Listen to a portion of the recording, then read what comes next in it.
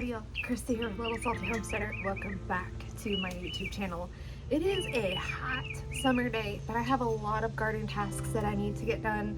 I need to harvest a few things, I need to start transplanting some zinnias, and I need to prune some tomato plants that are looking a little sad, and I need to go ahead and sow some more squash seeds throughout some of these raised beds. So I thought that I would just bring you guys along as I piddle in the garden and get some of these tasks taken care of. The first thing that I'm going to do is I'm actually going to harvest some of these banana peppers before the sun gets too high in the sky and makes these really bitter, because my plan for these is to pickle them, and I almost have enough to get that started. So I'm just going to come through these plants really quickly. I have 4 banana pepper plants. So I'm just harvesting what looks like is big enough to become pickles. Also trying to catch it before they start to ripen, because then the flavor profile starts to change a bit. And then the other thing that I need to harvest this morning, I have a few okra pods that have reached maturity, and I want to grab them before they get too big and tough.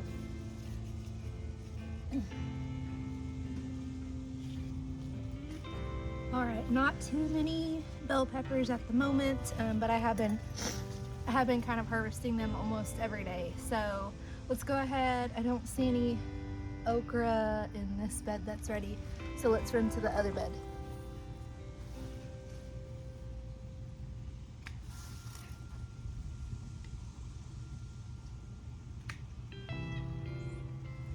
Almost waited too long for that one.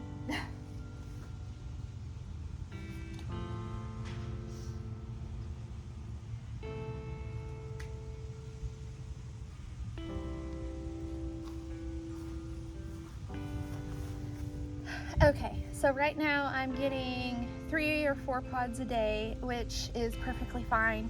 As we're entering into these super hot days, the okra will grow much faster, and I will be getting several pods a day, eventually to the point where I'm giving it away, dehydrating it, pickling it, figuring out how to preserve it as much as I can, as fast as I can, because it will be coming in so quickly that I'll have more than I know what to do with.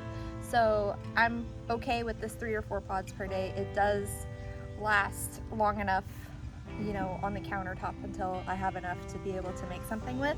So no big deal. I did also check the cucumbers this morning whenever I watered, and I have quite a few that are growing, but none that are ready to be harvested today. Maybe tomorrow or the day after tomorrow there will be some cucumbers ready to harvest, and then I can get some more pickles going. But the next thing that I need to work on, I'm actually going to work on pruning tomatoes, because that's in the shade and won't be nearly as hot. So let me grab my pruning shears, and then we will come over here and get going. So I did put up a shade cloth. I put it up on Friday. It reached the high 90s over the weekend. So this is a 40% shade cloth. It lowers the temperature underneath by about 10 degrees.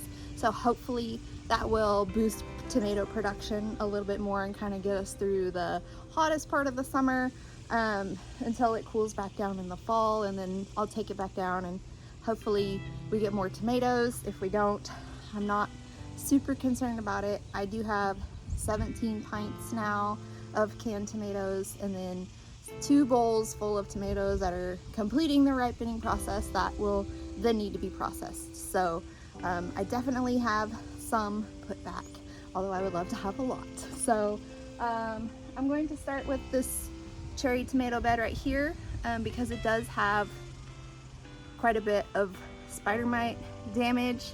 The spider mites are much more under control now, but I need to get rid of all of the icky branches where they were really doing a lot of damage to the plant. So let's get started.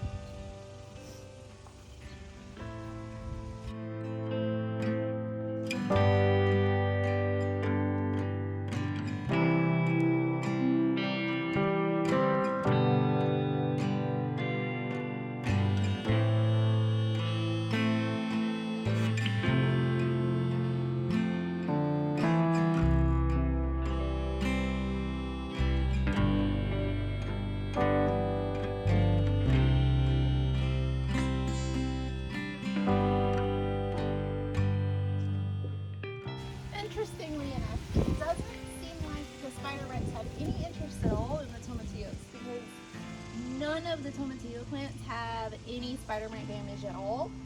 It's mostly limited to the eggplants that I have here and then the tomatoes. All 3 beds did have some spider mite damage on the tomato plants, although the middle one seems to have sustained the least amount of damage. So really weird. But this end was by far the worst. These 2 evil olives and then the roselle next to it. The tomatoes on the end do have some spider mite damage, but not nearly as bad as these other ones. So that kind of leads me to believe that maybe the hybrid varieties are a little bit more resistant to the spider mites, because there's a couple of hybrid varieties in here in this bed. So yeah, kind of the running theory that I have in my head is that the hybrids maybe can resist pest pressure a little bit better than the heirloom varieties. So I guess we'll see as the summer progresses.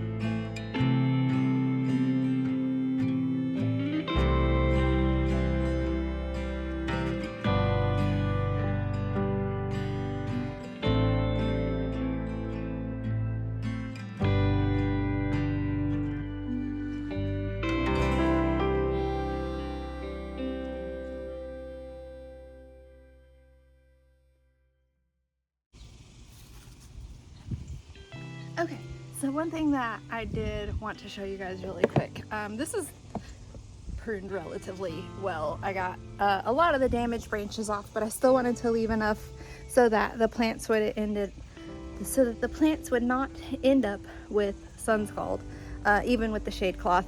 I do want to make sure that they're not just getting hammered by sunlight. So I did leave a little bit of yellowy, not so pretty leaves, but that's okay. what I wanted to show you guys was the last time that I did a video talking about pruning and trellising and stuff, I accidentally cut down one of the cherry tomato plants. And so I just stuck the stem into the ground, and I was like, I'll just see if it takes root and starts to grow. Well, I have good news. It's growing. So let me turn the camera around and show you guys. So this is that tomato plant that I stuck in to reroot. This is the original stem right here. It has quite a bit coming off of it. Look how long the stem is, and it is starting to bloom. So if we can get it to set some fruit, then I have officially saved this plant and will officially get a harvest from the Sakura cherry tomato, which is super exciting because I was looking forward to seeing how productive this variety would be. So yay, just a little happy pruning update for you guys. There's still a little bit in here that I can prune, but for now this will clear it up some and give a little bit more airflow through here, because one of the downsides of the shade cloth is it does block a little bit of the breeze / wind from coming through as well. So any type of pruning that we can do to get a little bit more airflow through here is going to be a good thing. And while I'm over here, look at this guy growing right along, really pretty. All right, I do need to do some more pruning on, at least on this third bed. The shade cloth doesn't extend all the way over the front side of that bed. It does cover the back side, but I'm okay with that. I'm using a shade cloth that I already had that was on my tomato patch before, and my tomato patch was shorter before. So for $3.99, I'm protecting as many tomatoes as I can from the heat and the sun, because in Texas it is just intense. Those front tomato plants, there are a few remaining tomatoes. After they come off, I'm just going to go ahead and cut those down, get that bed ready for fall planting. So I'm not as concerned with saving these larger sized tomatoes that are in the front bed as I am this middle row and then the cherry tomatoes, because these are the two that I am doing the most preserving with. So I will go ahead and prune that front bed, and then I will check back in with you guys and we will start working on the flower bed. All right, lots of pruning was done, leaving mostly just green growth here, a giant grasshopper over there. I did go ahead and cut this one down just because it just looks very sick and sad. They had one tomato on it. I went ahead and harvested it, and I cut it down so once it completely dies off, then I'll pull it out of the twine there. But the next thing that I'm going to work on is actually transplanting some of the flowers, because where they're going in the flower bed is pretty shaded, so I'm not too worried about them getting super scorched by the sunlight.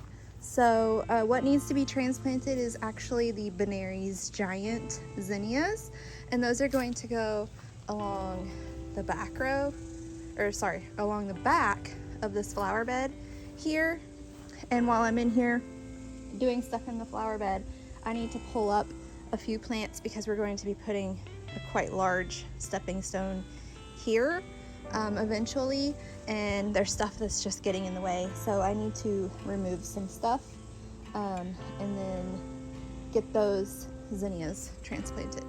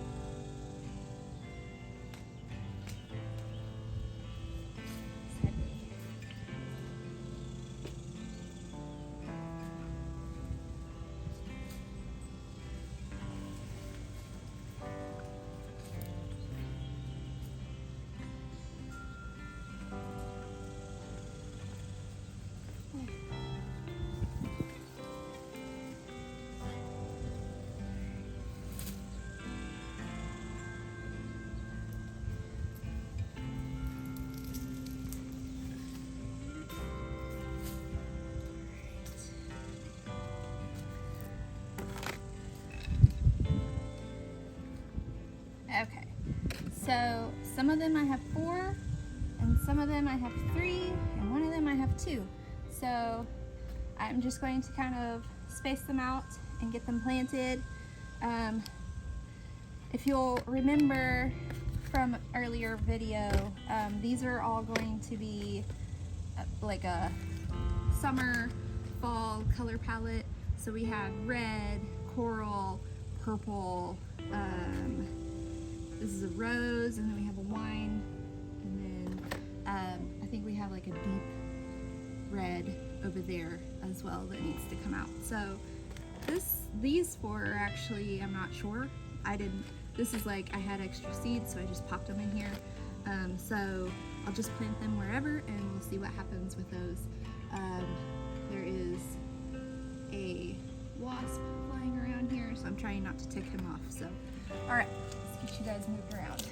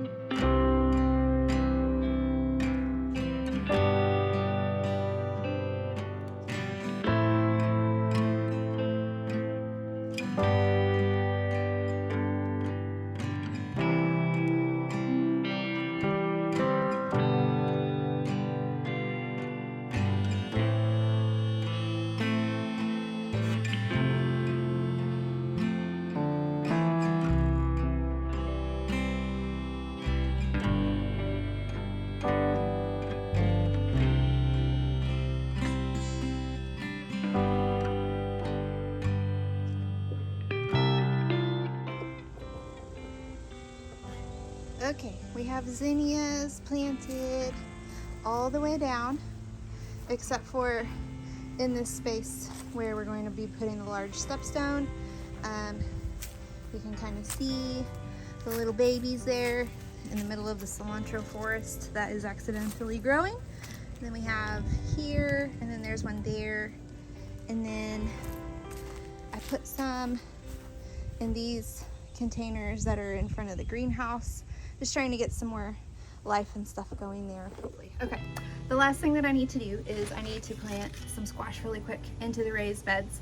I have replanted squash several times this year already. Roly-poly's decimated a lot of them.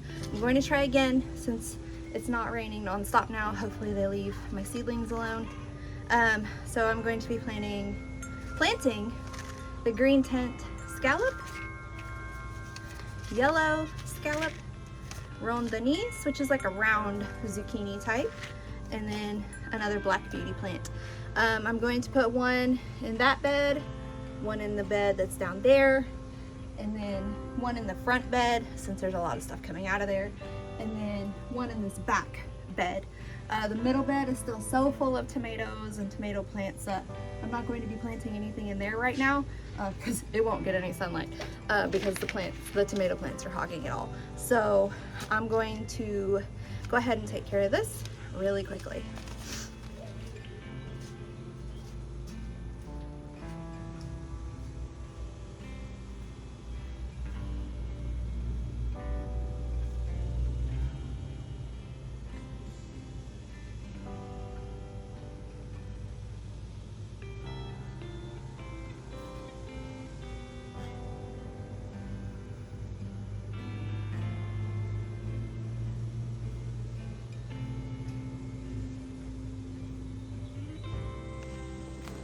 All right, so this is for my documentation purposes, so I can go back and mark it in my Google document.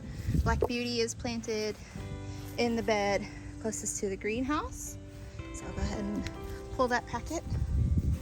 Then over here, I have the green scallop squash. And then over here, I have Ron Denise. And then, of course, in the back bed, this one's actually closer to the end and not in the middle. I have yellow scallop squash.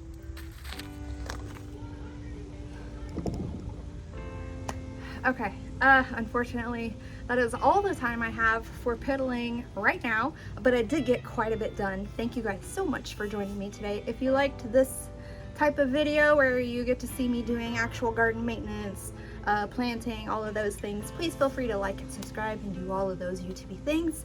I will be back later this week with another weekly garden update, so stay tuned for that. But until next time, go find a way to get those garden manicures.